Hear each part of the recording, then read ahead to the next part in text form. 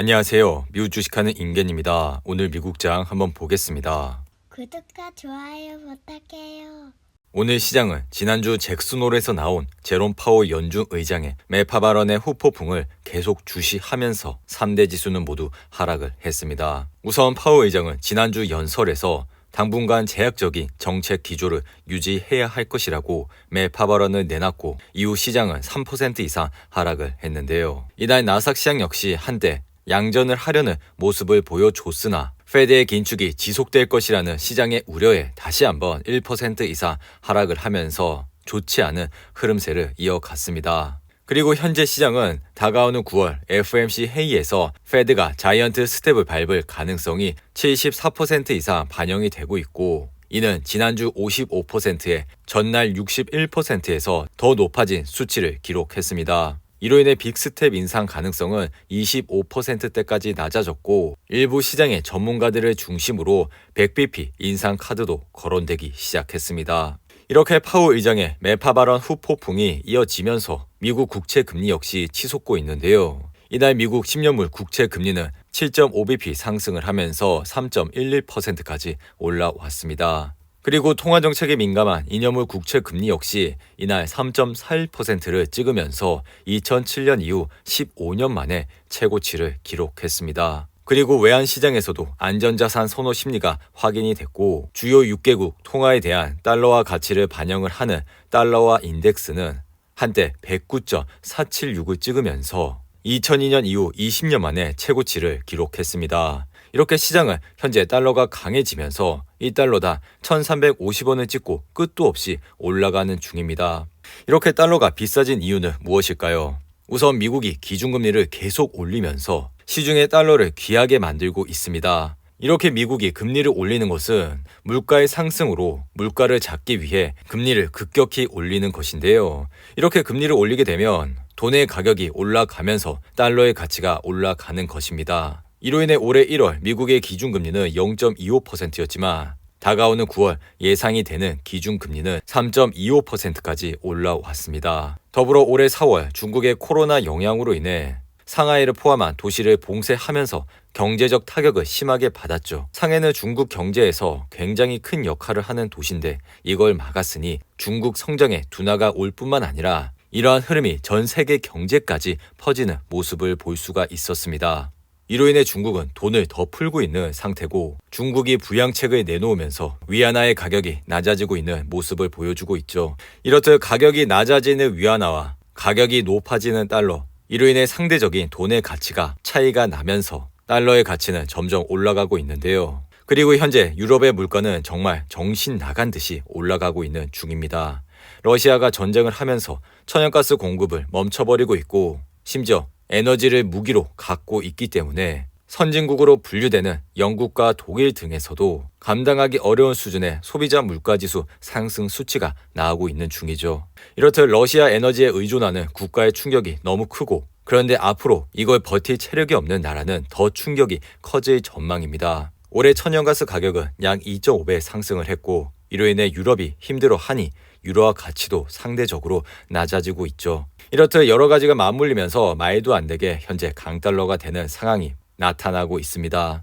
이렇게 시장이 흔들리면서 많으신 분들이 앞으로 이러한 긴 하락장이 2, 3년이 될 수도 있다는 의견도 있고 파월과 바이든의 거치까지 논하고 있는 상태입니다. 하지만 기회는 항상 왔고 이러한 기회를 그냥 넘기지만 않으면 좋은 투자를 할 수가 있습니다. 올해 5월 증시의 하락장이 깊어지면서 피어앤그리드 지수는 극도의 공포감에 6이라는 수치를 기록했습니다. 이러한 수치는 지난 2020년 코로나 팬데믹 당시 바닥을 찍었을 때 나온 수치로서 이러한 기회 때만 잘 투자를 하시게 된다면 앞으로도 좋은 수익을 얻으실 수가 있다고 생각이 드니 이러한 점을 잘 참고하시고 투자를 해주시기 바라고 만약 이러한 기회가 오게 되면 당연히 영상에서 언급을 드릴 테니 이러한 기회가 오면 그냥 넘기지 마시기 바랍니다. 그리고 이날 WTI 가격은 4% 이상 상승을 하면서 배럴당 96.94달러에 거래를 마쳤는데요.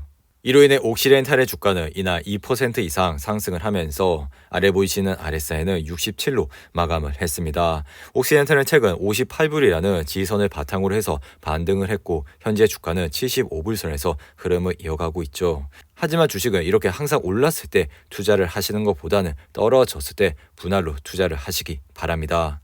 그리고 애플은 하반기 신작인 아이폰 14 공개가 열흘 앞으로 다가오면서 신제품 디자인과 성능에 관심이 쏠리고 있는데요.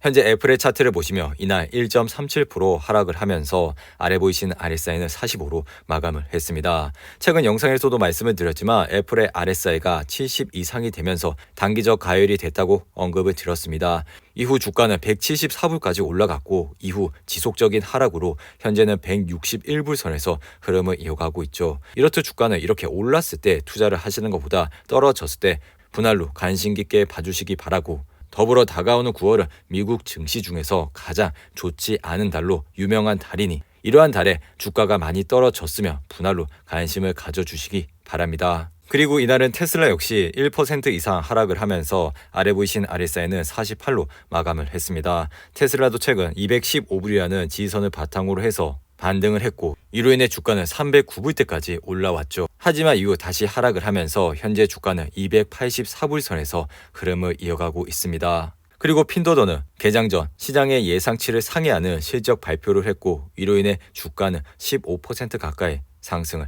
했습니다. 그리고 넷플릭스는 저가 구독료가 7불에서 9불 사이에서 가격이 책정될 것이라는 발표로 이날 0.6% 상승을 했습니다. 넷플릭스의 차트를 보시며 이날 상승으로 아래 보신 RSI는 48로 마감을 했는데요. 넷플릭스는 최근 실적 발표 때마다 급락을 하면서 좋지 않은 모습을 보였죠. 하지만 최근 실적 발표에서 7% 이상 상승을 하면서 상승 전환을 했고 이로 인해 현재 주가는 224불 선에서 흐름을 이어가고 있습니다. 이렇게 주식은 실적 발표 이후 급락을 하게 되면 다음 분기 실적을 확인을 하시고 투자를 하셔도 늦지 않다고 생각이 드니 이러한 사항을 유심히 참고해 주시고 투자를 해 주시면 좋을 것 같습니다. 반면 제약회사인 캐털란트는 연간 실적 전망이 기대치에 못 미치면서 이날 7% 이상 하락을 했습니다. 그리고 스파이 ETF를 보시며 이날 0.66% 하락을 하면서 아래 보이신 RSI는 42로 마감을 했는데요. 스파이도 마찬가지로 최근 RSI가 70 이상이 되면서 단기 고점이 왔고 그 이후 주가는 떨어지면서 현재 402불 선에서 흐름을 이어가고 있습니다. 최근 제롬 파월 의장의 발언으로 인해 앞으로 변동성이 굉장히 클 것이라 생각이 들지만 이런 스파이와 같은 좋은 ETF에 매달 적립식으로 투자를 하시게 된다면은 앞으로도 좋은 수익을 얻으실 수가 있다고 생각이 드니 이러한 점을 잘 참고하시고 매달 꾸준히 모아 가시기 바랍니다. 그리고 주식시장의 피어앤그리드 지수는 이날 54로 마감을 했는데요. 항상 시장이 공포감에 있을 때 시장을 주목해 주시기 바랍니다.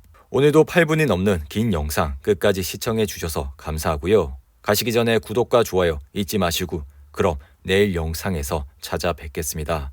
감사합니다.